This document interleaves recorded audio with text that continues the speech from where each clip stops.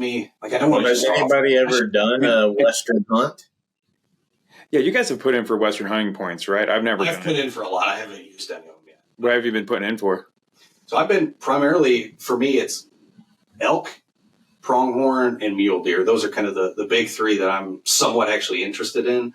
Now, I wish I would have thought a little bit more about the process of applying before I started, because I started applying about a decade ago. And when I first started, it was just, hey, I want to go elk hunting, just put in for a Colorado general elk point. That's what everybody tells you to do. So I was like, oh, I'll start there. But with the way things are shaping up with point creep and the overall expense, I do wish I would have spent a little bit more time trying to carefully plan out that future hunt so that whenever I'm at the place in my life where I want to cash in those points, I have a good unit and a good area. But for me personally, what I'm really banking on is Wyoming antelope. Those tags have been cut down quite a bit in recent years. They had a big kill off a couple summers ago. So there's a ton of articles on that. A ton. Yeah. And then I think there was also an overall reduction as well as that kill off. That kill off kind of led to an overall reduction in non-resident permit allocation. So I think the resident number stayed about the same, but the non-resident was reduced. And what that causes really is now everybody who had 4 or 5 points who was ready to draw, now it moves up that kind of level that you have to get at to guarantee a draw. So is that what the point creep is? Basically, yeah. That's a perfect explanation of point creep. Is over time, everybody keeps applying for it. So for the first couple of years, you can probably draw that quality hunt for like 3 or 4 points. As time goes on, now it takes 7 points to draw that same permit. Now it takes 10. Now it takes 12. And so there's a lot of different states trying different things to see if they can alleviate point creep to some extent, but it is what it is. Is it, I might get into this later on, but is it a system that's set up where the people with the most points get it like guaranteed, or is it just a draw? Again, it a lot of times depends on the specific state. Yeah. We'll dive into this as we kind of move through, but like some states have what they call a hybrid approach, where some of the tags are allocated on like what we call a bonus lottery, right? So those are, it's not based on preference points. If you have one bonus point, you have one entry into that draw. Okay. If you have 10, you have 10 entries into that draw. It's completely random. So it's that guy with the 1 point who gets it that year that makes the point creep even go worse. It's like that one guy didn't. Right. Yeah. Right. Right. Yeah. The biggest issue with point creep is that a lot of states you can choose. Do you want to only apply for a point or do you want to apply for a tag? And because people are so calculated with what they want to do, once they're 5 or 6 points in, they're invested and they almost don't want to cash in those points. So people will continue to drive their points higher and higher, not even attempting to draw a tag. And then you get enough people drawing for a tag that used to take 4 points to draw. All these people have 9 points. Guess what? If you're on a pure preference point system, there's no lottery aspect. That means nobody with 4 points can get a tag. It's only all the people that banked up to 9. So the biggest issue with point creep out west is people banking these points way beyond when they need to, and it drives it up for everybody. So because some people can wait to be as patient as they want to, it almost makes everybody be like that. And that's the issue that they're really fighting right now, which is a legitimate issue like Dan was talking about. I mean, for me, it's even caused me, there are a few hunts that are like on my, what I would call my bucket list that I won't even start trying to get points for because it's been 20 years or so since that specific hunt started. There's already people with 20 points. There's literally 0% chance that I will ever catch up to that. So there are some hunts that I don't even put in for because of that. I just know I will never draw. So why waste my limited resources, my limited funds that I have to put towards, because preference points, it gets expensive. You start applying for 4 or 5 different hunts, different states. I mean, you can be talking upwards of $1,000 depending on what exactly you're putting in for. And so for me, it's all about trying to maximize the funds that I can allocate to that. And what my personal preference is, we all have like a midlife crisis, right? I know that's coming at some point in my life. So I want to have a bulk of like elk and mule deer points. So when I hit that midlife crisis, I don't go out and buy a Corvette. I go on a dope elk or mule deer hunt. That's kind of my overall plan. It's good to plan ahead. That's nice. Yeah. Do they publish how many points on average people have, or what gives you the idea of? The thing I love about the Western hunting model is the data is there. Okay. Now, the states put out the data. There are several like companies and services that exist that try to collate all that different state data in one platform. So there's a few, there's like Go Hunt, There's a couple others that I'm kind of blanking on the name, but they all, cost a fee. You may pay $100 a year, and you get all this data at your fingertips in one spot. But you can also find all this data for free just going through the various state websites. Okay. But yeah, I will throw out that the data you can find for free is not as up to date as the data Correct. you pay for. So I do have a friend that bought and paid for the data, and when you do that, they're getting data from last year. Now, when I research my own personal points, generally most of those states for a lot of these units do run 2 to 3 years behind. If you look at the actual dates, not all of them. Some of them are really quick, but most of them do run a couple years behind, especially on when you get to the individual unit level data, which it's awesome that that level of data is there. You can do all the planning in the world to really ensure that your hunt is what you want it to be, which I love. I'm a data nerd, so this is my kind of thing. Yeah. I'll dive into that. My Western hunting spreadsheets are like 15 different sheets per Excel. I have so many different ones made. Oh, wow. That's half the fun, It's like half the fun is researching and trying to pick what you're going to pick, And even outside of your question there, Jason, about, lottery odds and how many preference points it takes to draw, they even go to another level of data that I find very useful, especially as you're kind of developing what I'm going to just call our application strategy.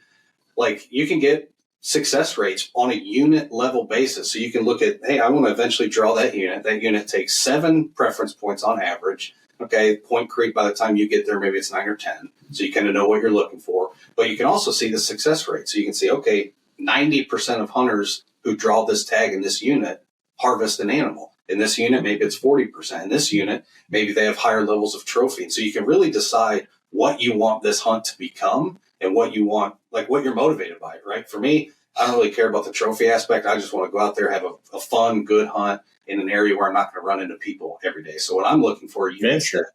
Right? Exactly. Yeah. I want units that don't get a ton of pressure. They have a moderate success rate, and those are what I'm banking on. But again, the level of data you get looking at these Western hunting states is incredible. It really is. Wow. What about this question posed to you all? Obviously, we're all Midwesterners, Midwestern hunters. What first got you interested or even got you thinking about looking out west for hunting? What was it? For me, it was stories that I had written growing up. One of the big ones, I'm blanking on the individual's name, but I think he now runs a YouTube channel called Solo Hunter or something like that. I know you and I, Curtis, have talked about this guy a couple years back over time, but he's one of these individuals. It was very like Survivor Man-esque. So a lot of these hunting shows and different, professional hunters that you watch or you read about, they take an entire crew with them. They have somebody pre-scout the area. They have 15 different cameramen and scouts working behind the scenes to make that a productive hunt. This guy's just one guy who just goes out on his own. Now, again, with his YouTube channel, he takes a couple video cameras and films it very Survivor Man style-esque. And again, I don't watch a lot of his videos, but a lot of the early articles he wrote about really focused on this concept of just getting connected with nature and doing this completely solo. And you've probably heard me talk, over the years that I love hunting with other people. What really draws me to the Western hunting model is the complete opposite of that. I get to go out there completely alone, get lost in this wilderness that, again, I'm from the Midwest. I grew up around here. We get a hill. It's like a big day. We're like, oh, that's what I was saying. Yeah. Topography there. And so for me, just being able to go out there, and exactly. So for me, it's just experiencing something new, being out there by myself, challenging myself. And I really like the appeal of being able to just, I spotted some animals over there. I'm just going to camp and sleep right here overnight. In the Midwest, that's not really possible. And, I mean, certainly in Illinois, you maybe can do it in the Shawnee to some extent, but not near what you get out west. No. So, yeah, it was just a lot of reading stories, hearing what people did out there, and like, oh, man, I want to try that. And then, obviously, the advent of Meat Eater helped portray it to me as it being accessible. Sure. It was always something again, you read it in magazines, this hunt costs $15,000, $20,000, right? Once Meat Eater came on the storm, you start doing a little bit more personal research. You're like, this actually is affordable. I can do this. So. Mm-hmm. Yeah, that's a good point to me. And obviously, Meat Eater wasn't the only one, but they kind of changed the face of hunting shows, where when we were kids, hunting shows were, it was, not to mention names, but, Jackie Bushman and then these guys going to big ranches that were well outside of we were never going to go to those ranches, and hunt these giant deer. And then all of a sudden, here comes Steven Ranella. He's just a Midwestern dude, and he's going out and he's doing these Western trips on his own. He's not always successful, but he's always having a good time. And the same, I was like, wow, that stuff is available for us. So kind of in that same boat where that kind of stuff. Before that, I always thought, I'm always going to be a hunter, always going to tramp, always going to fish, but I'm going to do it locally because I'm not going to spend 20 grand to go shoot a deer. Why would I do that when I can shoot deer here? But then when you start to think of it as, okay, well, maybe now for just a couple $1,000s and a little bit of research, I can go off in the woods and pretend I'm Jeremiah Johnson for 10 days. I mean, who doesn't? Basically the cost of a normal vacation these days. I mean, it's not all that's different. True. Yeah. I mean, or new tires. Yeah. Yeah. That reminds me, we're doing a workshop up north, and we get all kinds of people to these workshops near the city and stuff. But we were talking about how it's beneficial to have private land in the state. And one of the people that were there that day was like, oh, why wouldn't I just go downstate and buy 40 acres of forest? It's like a car payment. Yeah. I'm just like, if you can do that, right. That's awesome. I do not have that, but that'd be great. Yep. Just pick up a car payment. Yeah, sure. But when it comes to me, I never was interested in hunting out west. Meat Eater, of course, made it look awesome, but I've always loved the West and been interested in it. You read books, I watch movies. So like Homeward Bound or even like Shanghai Noon, like any movie that had cinematography in it in the 90s, like really, I think romanticized the West. Old cowboy movies my dad would watch. So for me, I would like to say it's because I'm poor and I didn't want to put out for the tags and the points and stuff, but in reality it's because I'm lazy. It's hard enough to find time to get out here, let alone plan a trip to go out there and to learn about all their regulations and all these different units and everything else. It's a multi-year process. A 15-page spreadsheet. Have fun, guys. I'll go out. I would love to go out there on a trip to sightsee. I love seeing elk on the side of the road. I'll go to Red Rocks and see a concert in Denver instead of going out elk hunting. But it's just not for me. But I think it's awesome, and it would be a fantastic experience. For me, honestly, it's always been that impasse of my father's dream of doing it, is it something that I could ever, where I would make enough money to either join him in a hunt out there or pay for him to go for a hunt out there. And that's and then also like my ability to make money and him getting older. And at what age can I do that where he's still able to go hike up a mountain? So that's been the race and kind of the idea that I've had. But at the same time, we haven't been putting in for points or anything. So we'd probably have to pay for an outfitter to go somewhere and figure it out that way. Yeah. So that's where I'm at with that Western hunting. So that's just from my end of it. But it's awesome you guys have been putting in points for as long as you have. I like the old saying when it comes to the preference points and stuff, it's like the best time to plant a tree was 20 years ago. The next best time is right now. So if it's something you've been interested in, and look into it. I mean, there's ways to get about it, and it's good that you lay out that spectrum of like you can either do it and just get out and just get the easy stuff, just like give you a reason to go camping out west and maybe be able to shoot something and harvest a memory of a lifetime, or go for that trophy and just keep harvesting those preference points, I guess. Yeah. And that's the really nice thing about a lot of these states is there are some states like Colorado. Colorado is a great one that has, again, the stories out in Colorado. Everybody knows this. There's a ton of even over-the-counter hunting opportunities. Now, they do get a lot of pressure. You're going to run into a lot of people. But even if you haven't been putting in for preference points for years, there are opportunities that you can just go do, right? So you don't have to build this entire strategy around it. But if you want that quality experience where you know you're going to be in an area where there's a lot of animals, there's a high success rate, there's limited participation just because they limit the amount of tags that are there, that's what I'm focused on.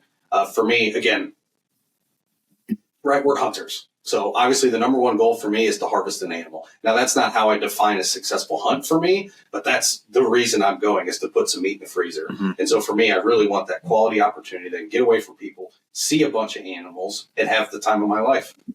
But And Yeah, my drive's just a little bit different, I would say, because that's my drive when I locally hunt, right? I want food, I want my freezer full. I want good food. But for me, the Western hunt is all about adventure. And I mean, I used to do this even not hunting. Birding was my substitute. Birding was my excuse to push further in the woods. We would go camping in Arizona. And because I was a lister, I was always looking for something. It made me go further. It made me see things other people didn't see. I seen a ridge-nosed rattlesnake, one of the most rare rattlesnakes in all the United States, Crotalus willardii down there, just a little bitty guy, only this long. Nobody else got to see it, but I did that because I was looking for a bird. And so for me, I'm looking for something to push myself because I know it's going to push me into new, uncomfortable places, and I'm probably going to have unbelievable times. And so that's what the hunting is for me. I want to draw a tag because it's going to push me further into a new place than I've ever been before. And, hopefully there's adventure waiting for me there. But that's the draw, I guess. I really don't care if I get anything when I go out west. Sure, that'll be bonus. But the tag is going to push me deeper, and that's what I really want.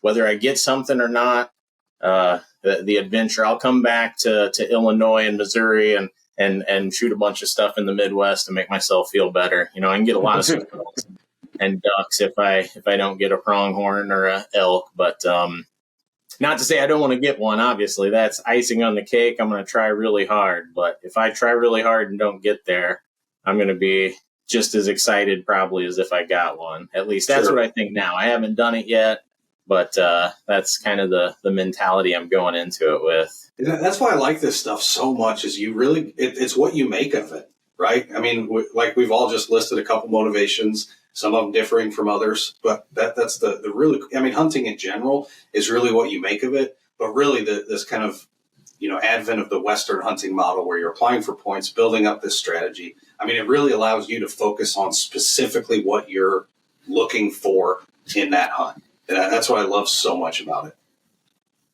Yeah, for Reed, me, you're sorry, about ready to say something there, bud. But you just started hunting a couple years ago. You're a young fella. Have you been thinking about Western hunts at all? And are you planning on getting up points here for the next 20 years? That way you can go hunting before your midlife crisis.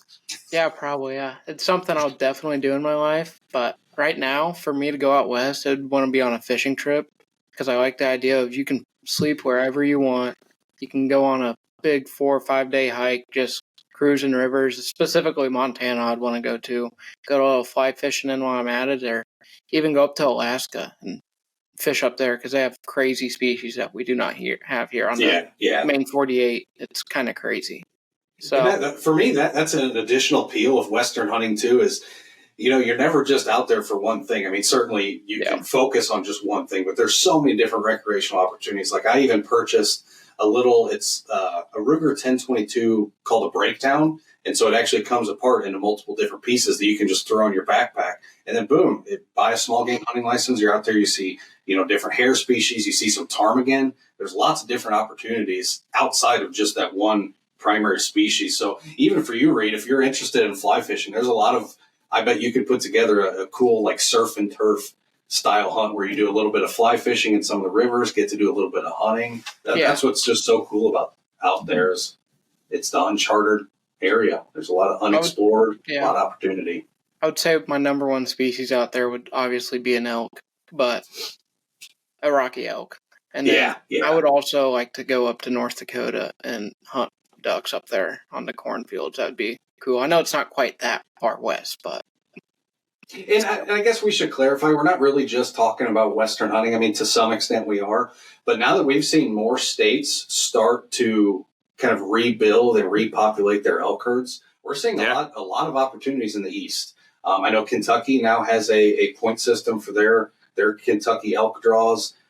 Missouri does as well, although I'm not sure, Curtis, you could probably clarify if they rely on preference points or if that's a full lottery. But Missouri and Wisconsin, to my knowledge, are still complete lottery. And when we say lottery, we mean lottery. It's like winning the lottery. You're getting about 5 tags out of, I don't know, maybe about 600,000 people trying to draw. So your odds are incredibly, incredibly small in both states. But hey, You're telling me there's a chance, right? You do have a chance in a state that's close to hunt a really cool animal. So not discounting that. And those number of tags will probably go up, in the future. That's the plan. And so at some point they may get easier to get. They're probably never going to get easy to get. But hey, just having a chance next to home is pretty cool, right, guys? Yeah, and I read a report, I think it was last year out of Kentucky, but they did a pretty big study on the overall survival rate of their calves from the new elk herd. And it's something like 90% of those calves are surviving that first year. And that first year is arguably the hardest. If they make it past that, chances are they're going to make it to maturity, right? So it's pretty easy without grizzly bears and wolves, huh? Absolutely. So I think you're spot on that over time we're going to see those tag allotments slightly increase year over year at some point. I'm pretty sure Pennsylvania's doing pretty Pennsylvania, yeah, as well. Yeah. I'm not sure how their lottery. I don't know. I would assume since it's fairly new too, it's probably strictly lottery based as well. But yeah, so there are opportunities, not just out west. It's cool. It's cool. And since we've thrown out some of these terms, should we go ahead and define them? Yeah, that's probably a smart plan. Yeah. Okay, yeah. So, like we mentioned, anytime you're applying, not just out west, any out of state, and the reason we're talking about this, that when we're in the non-hunting time, which it's still turkey season, but if your turkey season is over, guess what? It's your non-hunting time, and this is the time when you research and try to find what cool opportunities are out there. And like Reed said, waterfowl. We're not just talking about big game. There's some states now that you even draw for waterfowl. South Dakota, you do have to draw for non-resident waterfowl. Other states like Montana, you can draw for species of interest. Like some people want to take a tundra swan. Pretty cool, right? There's chances to draw permits for sandhill cranes in some states. So some states will offer specific tags for small game, even like that, or for the opportunity to hunt small game. A lot of different opportunities out there, but a lot of different vocabulary words too. And so first off, you'll see OTC a lot.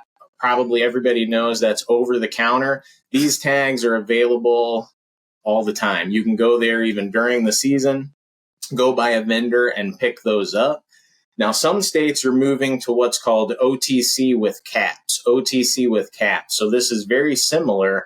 All the tags are sold over the counter, but the caps mean as soon as it hits a maximum, it does shut off.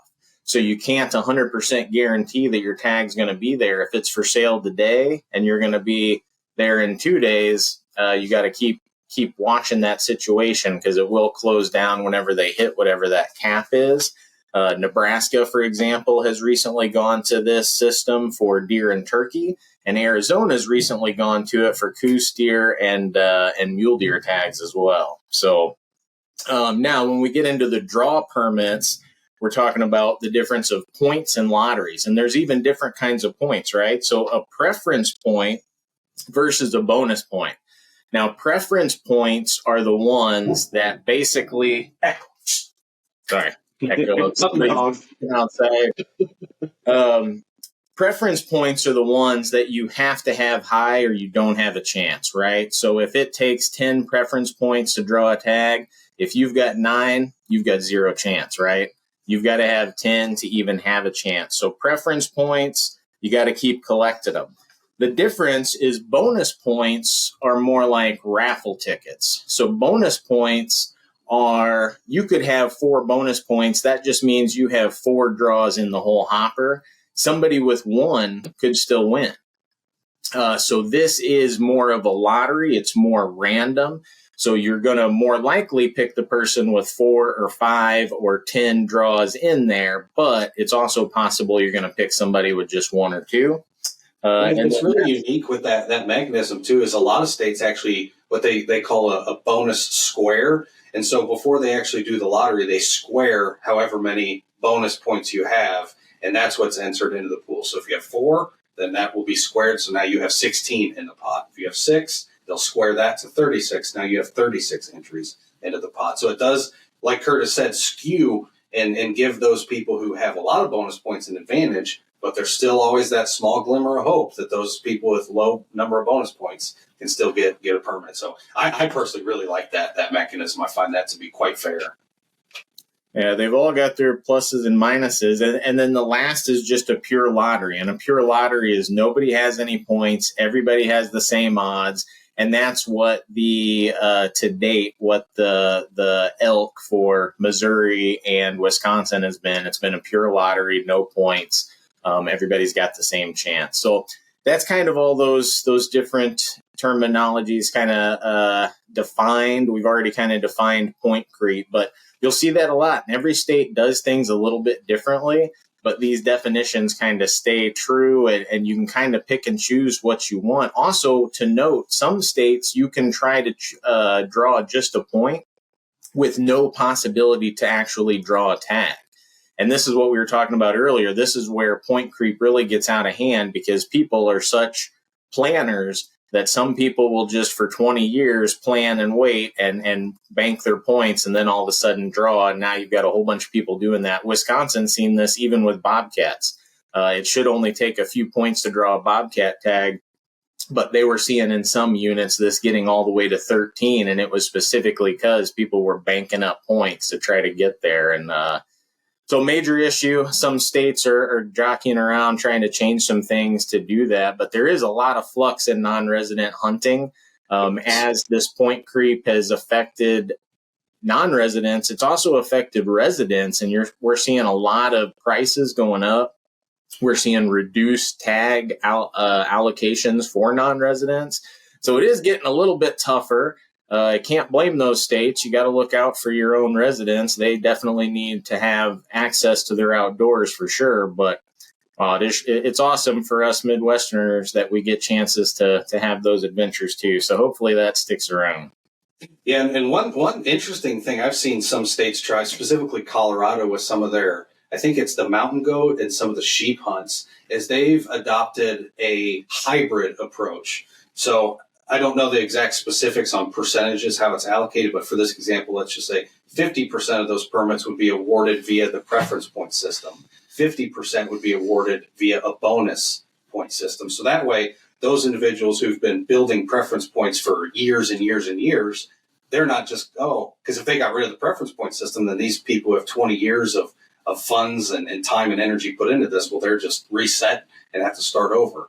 Well, this still gives those people an advantage through the preference point because they've been building that point total, but it still gives those people who are a little late to the game and haven't been applying for year over year over year to still have a chance at drawing some of those permits. So I like that approach. I'm curious to see if we'll see other states start to adopt that, or if Colorado will expand that past, some of those very hard to draw permits. But that hybrid approach is certainly unique because it gets both sides.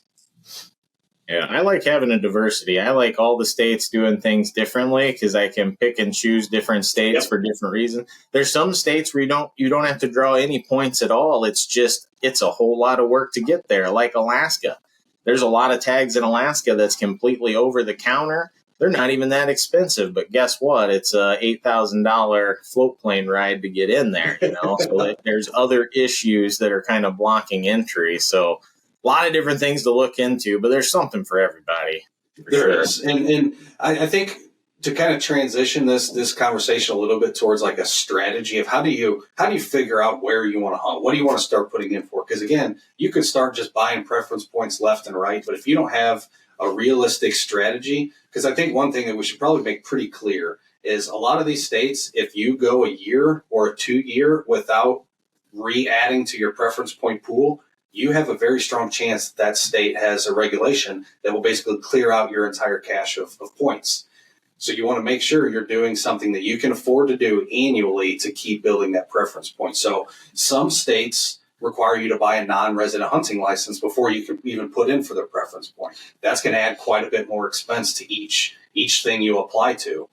Colorado, for instance, you now have to have a non-resident. Luckily, you can buy a non-resident small game that I think when I just bought it a few weeks back, it was like $85 around there. So not totally prohibitively expensive, but another cost that is associated with just buying a point. In some states, you may have to also buy that non-resident hunting license. Kansas, same way. Got to buy the non-resident hunting before you can even draw. And then if you don't draw, guess what? You still have it. Yeah.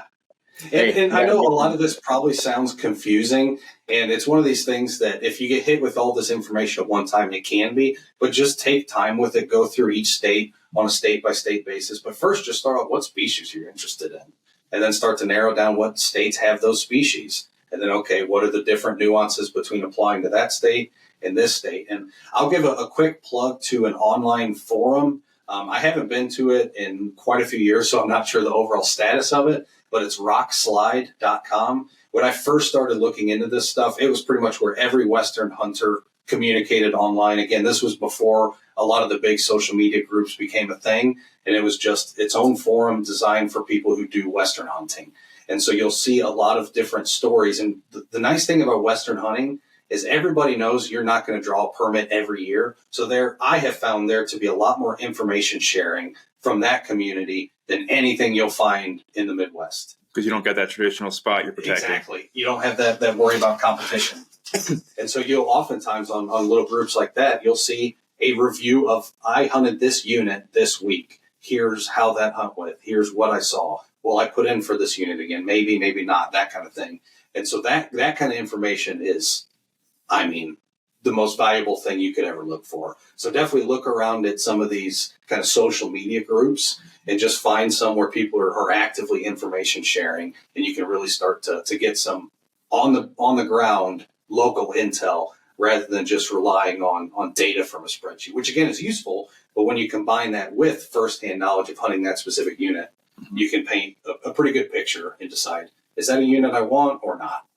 I mean, that's how I hope it is still, but I wonder if it's withstand the past couple of years of people kind of complaining about. I checked it out a few years ago, and it was still extremely active, and information sharing was still quite prevalent. So I wouldn't imagine it changes too much. Because again, I think a lot of these people realize that they're only going to do an elk hunt once every maybe 6-7 years. Yeah. If you're an out-of-state resident, and so they're fine to share. Most of these states. Sorry, I was just going to say most of these states put so much data out there too because they want non-resident hunters, right? That's a good moneymaker for them. Yeah. It's a big check. And I think hunters also know that, hey, when my next season comes up and I want to decide on, because like let's say I'm just buying points, year over year. I hit 7. Now it's my time to actually put in for a hunt. I want to cash those in. Now I have to pick a unit to apply for.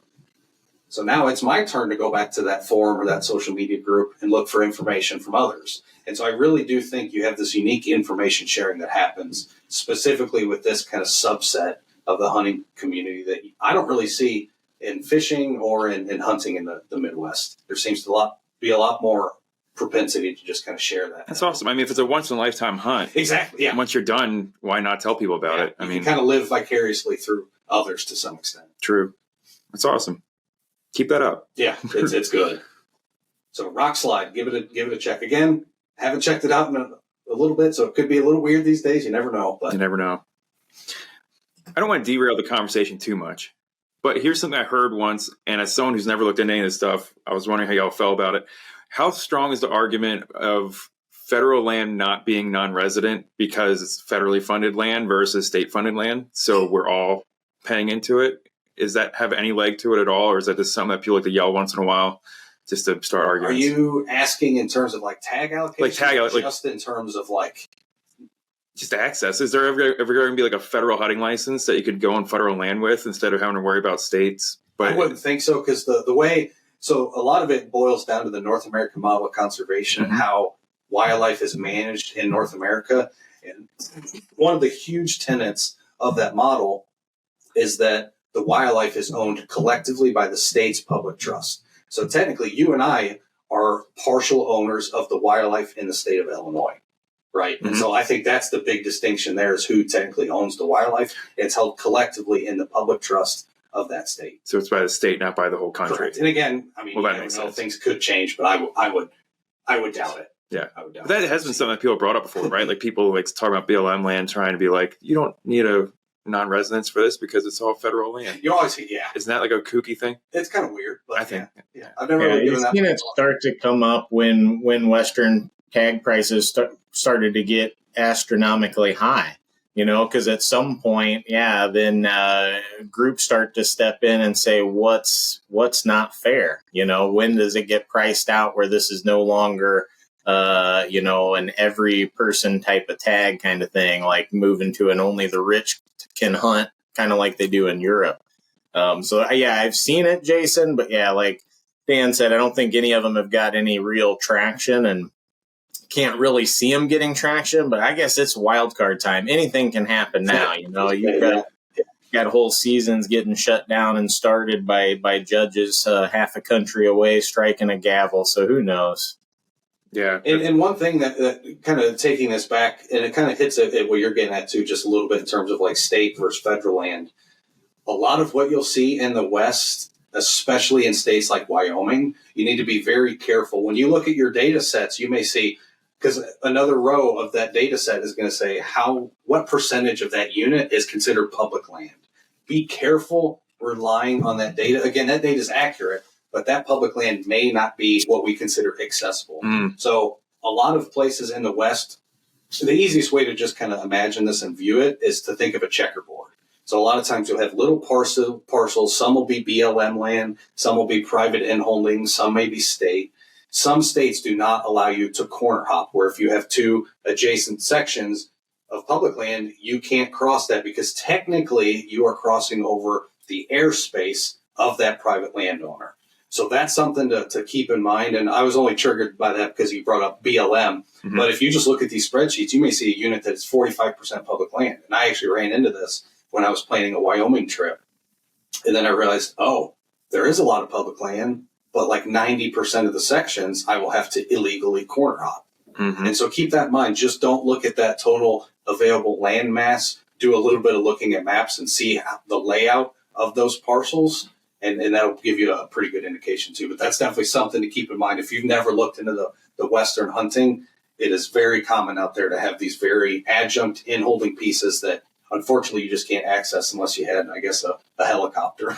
All right, Reed, we're going to get you a pilot's license. You're going to become a bush pilot in Alaska, so that way we can get our cheap tags and you can give us an easy flight out. And then also we can get these little islands that are out in Wyoming. And man, those antelope, they know. They will stay just on those little pieces of land that they know you can't touch. Mm-hmm. Fortunately, the fuel for the aircraft won't be free, and therefore it's still going to be an expensive trip. Even when you've got a pilot in your back pocket, it's an expensive trip. All right, Reed, we're going to get you on an oil rig. Sorry, you just look at the youth, you see potential. Like, all right, man, how can we set this guy up to benefit us? You can pay trespassing fees to some of those folks like Dan's talking about, and some of them even use it as a cash cow because they know corner hopping's not legal. So here, I own this little chunk, $100, you can step over my corner, $100 for every person, or whatever it is. They'll charge a fairly high price for you to just step right over that little imaginary line, and people pay it, And again, it's annoying as all get out, but that's part of the game. Yeah. From your guys' research, have you found it's easier to get access to private land? Because, watching all the videos and stuff, it seems like it's easier for them to get private. I'm sure when you're a TV show that carries some level of authority that people are like, oh, yeah. And honestly, I've been quite jaded on a lot of the hunting, products, video production articles the past few years. You never know what's going on in the background of those things. I mean, the amount of stories that we've seen in just the most recent decade. Because, again, these shows are very tailored. We need a harvest. If we don't get a harvest on this show, that old model, those shows wouldn't air. So, boom, that's a ton of wasted income. There were several over the past decade of these, hunting celebrities who've gotten dinged for shooting animals illegally, for shooting animals out of state. Because when they get that opportunity, they take it. And so I'm always hesitant on those cases. They say they may have got private land access, but did they also write a $10,000 check and hand it to that guy off camera? You never know. Because one thing I've found is it is not easy. If you're willing to pay, absolutely. But these landowners, I can't blame them. It's another, like Curtis said, another stream of income. Yeah, it's a whole industry. Yeah. And as it continues to grow and more people are wanting to do it, they're getting more phone calls every year asking, hey, can I come hunt your ranch for antelope? Sure, pay me a couple $1,000s and it's yours. Mm-hmm. It's also, I think, important to remember that while the state really wants non-resident hunters, a lot of the landowners feel the exact opposite because you're just in their way. They're trying to go about their daily business. They drive by these mountains all the time. They don't want slow drivers and they don't want to see the out-of-state tags parked on the side of the road. A lot of them are not as happy. If they're not directly making money off the travel, they're probably not happy to see you. So it's even harder, I think, for non-residents out west. If you're a resident, you might have a chance. If you know Billy or Bobby or somebody you can name drop. But, for example, even when I worked in Alaska, the U.S. Fish and Wildlife Service gave us certain things to wear so that we would look like locals. Because if we look too much out of place, if we looked like government workers, we could get shot at, or who knows. So, what was the Alaska uniform? Well, you always are wearing your extra toughs. You're never wearing another pair of shoes other than extra toughs. You're going to the shopping mall, put on your extra toughs. That's the biggest thing, probably. They're the most identifiable footwear I think I've ever seen. You can see it from half mile away. You're like, oh, I know what he's wearing. What is it? Is it like a gouache? It's like a knee boot, but a very black and white, or brown and white. They're very basic. But they were made by the fishing industry, but they something about the way they mold their boots, they fit perfectly. They are the best fitting rubber boots out there. I can never wear another pair of rubber boots again. They last forever, from what I've heard.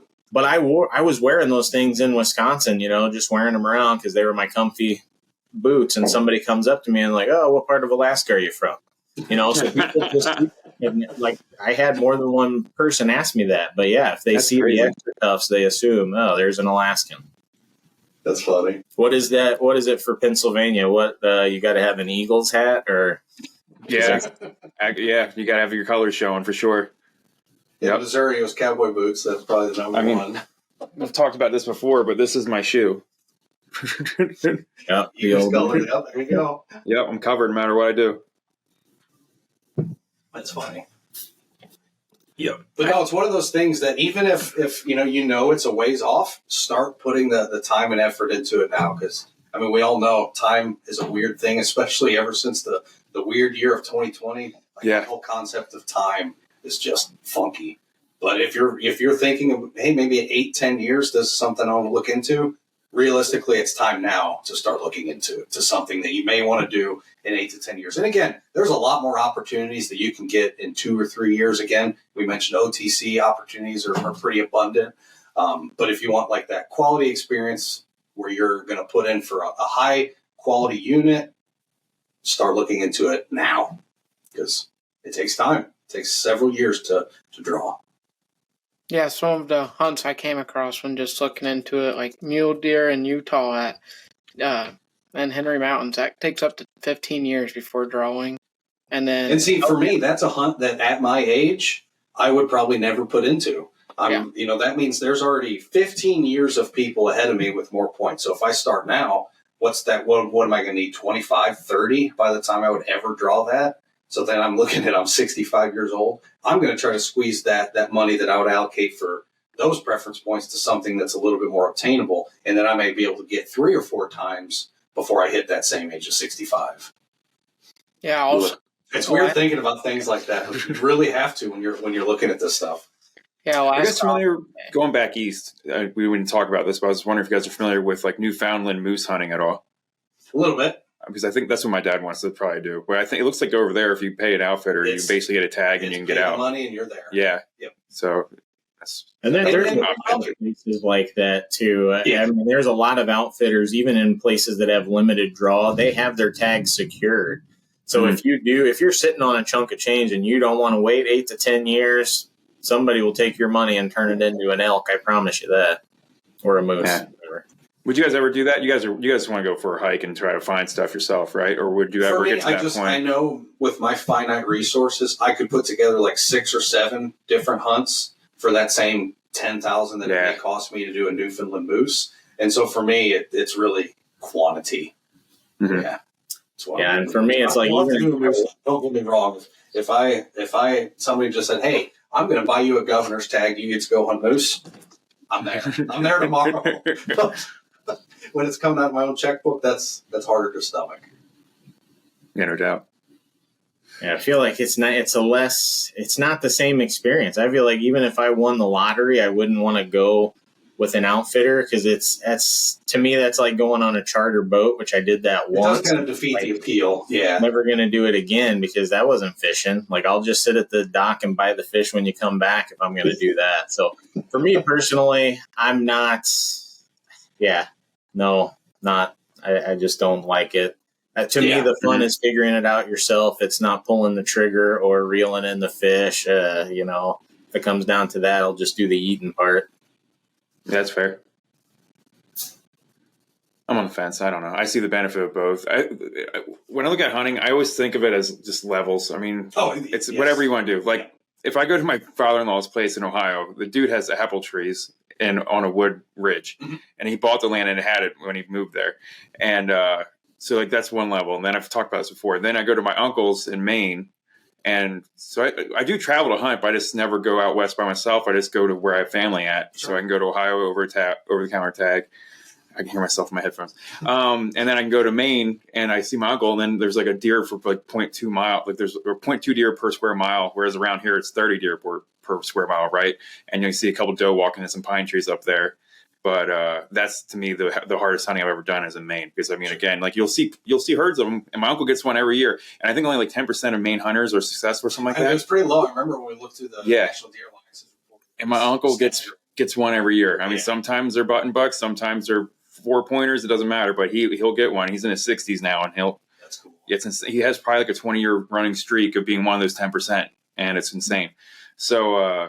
I see the pleasure of getting something after a week of sitting in the rain in the Maine woods, and then also being able to have an elk to eat for a year and a half. So that's the nice thing is, you're getting a lot of meat. Yeah, getting a lot of meat. So it's whatever you want to get out of it. 100%. Yeah, and that's why I think it's so important to sit down and do a little bit of self-reflection. Because again, I really feel like I wasted like 2 or 3 years of applying for points that I just. It's like I heard from everybody, oh yeah, Colorado mule deer. Just put in for it. So I did that. Now I've changed that. Do I really want to try to Colorado mule deer? No, there's other cooler places I can do mule deer that I could probably draw a better tag quicker. And so again, like you said, it's whatever you make of it. But I think it really does take a lot of self-reflection to decide what you want, because it's a big decision. You may change your mind in a year or two, and certainly you can, readjust your strategy, but you're burning 2 years of building preference points. And so for me, I really recommend just self-reflecting, deciding what you're trying to get out of what species you're interested in, and figure out the process for whatever state you're looking into. So going off of what you guys know right now, if for people who want to try to get out there, and maybe for some folks who may be older, you got for easy tags to get. Easy tags is over-the-counter Colorado elk. Okay. It's literally there. What about pronghorn, though? Isn't pronghorn kind of easy to get? It used to be, but now... because of the big die-off. They last year, I was set. I had 5 points in the unit I was putting in for the years, like for the past 10 years prior, it was 3 or 4 points you draw. So I knew my group, we were going to draw until they did that cap reduction. They pulled down the tags. This year, it actually took 6 to draw that specific tag. So eventually, in another year or two, I'll be out there. And then other big elk states. And again, I should clarify, there are easier opportunities to get pronghorn antelope in Wyoming. It just happens to be the unit I'm interested in. It takes 5 or 6. Okay. And that's the unit I want, is like 80% public land, and it's just a giant section. There's no corner hopping. So I don't have to worry. I can just go get lost out there and spend a week camping and get lost in the desert. That's awesome. So again, it all boils down to what you're looking for. Really does. Success rate really plays into there, because so if you want something with a really low success rate, you can get a tag. You want archery pronghorn tags? Here you go. Good luck. Here they are. Oh, right. Because the success rate is minuscule. Same for coos deer, or the correct pronunciation is cows deer, but everybody calls them coos deer. Archery tags, the success rate's like 2%. I mean, go get them. As much as you want. It's like, good luck, Midwestern boy in the mountains trying to get these things. So some of them you can get. There are some easy ones to get. Pronghorn, generally not it for firearms, because in general, it's a high success tag. If you have we're talking about 90%. Yeah, a lot of them are over 70%, even in the areas that have been hit pretty hard. So really high success rate tag. Go to a much lower, or even for elk archery, places like Idaho, still over the counter. incredibly hard hunt, incredibly low success rate. But if you want to just go and buy a $700 tag and take your chances with your stick and string, there you go. A lot of these states do not allow the crossbows, so it is stick and string. Mm-hmm. Cool. Yeah. So again, there's a lot of opportunities out there. Mm-hmm. And even if like you just want to try something different, there's a lot of even other states around us that have unique hunting opportunities that you can get something that's a little bit different than Illinois. Because Illinois is, especially if you hunt anywhere outside of like the Shawnee National Forest in this mosaic of like cropland and forest, it's a very specific style of deer hunting. If you go to a state that has a lot more public land and a lot more timber, like Pennsylvania, you probably grew up hunting Pennsylvania in completely different habitats, completely different strategies than we use here. And so there are even opportunities just right next door outside of Illinois if you're looking for something a little different, something a little more unique. And oftentimes those are over-the-counter tags that you can buy for a couple $100 and go the very next year or the next week whenever you want to buy them.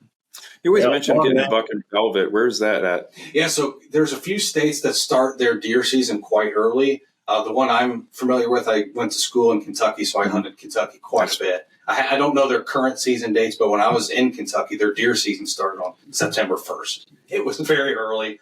I shot one doe on September 1st, and I made a decision to myself that I will never shoot a deer when it's that warm again. Yep. Now, for a velvet buck, if that's like one option, Georgia is probably another option, some of those southern states. But the one you're probably referencing that I talked to is Kentucky. Just a little tidbit, Florida has the earliest deer season start date at August 1st. Jeez. And runs through like end of February. August 1st in Florida? Yep. Oh, my God. Yeah. Does it matter in Florida? Yeah, it's never going to be anything colder than 60 there anyway. Yeah. I mean, what's the difference? November's like 74. I mean, I don't think they get a good time to hunt in Florida. Yeah. They get nice. Not saying August would be a good time, but man. I gotta say, stepping away from deer, but another local draw that's kind of cool for anybody who's interested in trapping out there. I had an awesome trapping experience in Wisconsin. Something unique that they have there that they can trap that we can't most other places is fisher. And this is a draw species. And it depends on what unit you're trying to draw for, but a lot of the units really only take 1 or 2 points to get. And yeah, success rate isn't too high in those southern units, but it's not too far away from Illinois. And wow, that's a fun trip. You can go up there and camp for a week or 10 days and run a fisher trap line. You may not catch anything, but it's a heck of a lot cheaper than any type of big game experience. It's not that far away, and it's something unique that we don't get to do here. So I went up there and fisher trapped. I fished in the furthest south that you could possibly go because I live south out of fisher range. So I tried to, instead of camp, drive back and forth. Didn't catch a fisher, but had a blast trapping away. I've never trapped before, and I did catch some other critters, so it was fun. And that's something that people don't think about. But if you're a trapper, there you go. Try to draw a fisher tag in Wisconsin and really pretend like you're Jeremiah Johnson. Yeah. Have you guys ever looked into the spear fishing sturgeon up there? I have a little bit, but never. I mean, I think we're probably all in the same boat aside from Curtis. He probably knew about it a lot earlier than I did. I found out about it through the hunting public, just kind of watching some of the old YouTube videos in the off season and saw that it was a thing. I was like, oh, that could be interesting.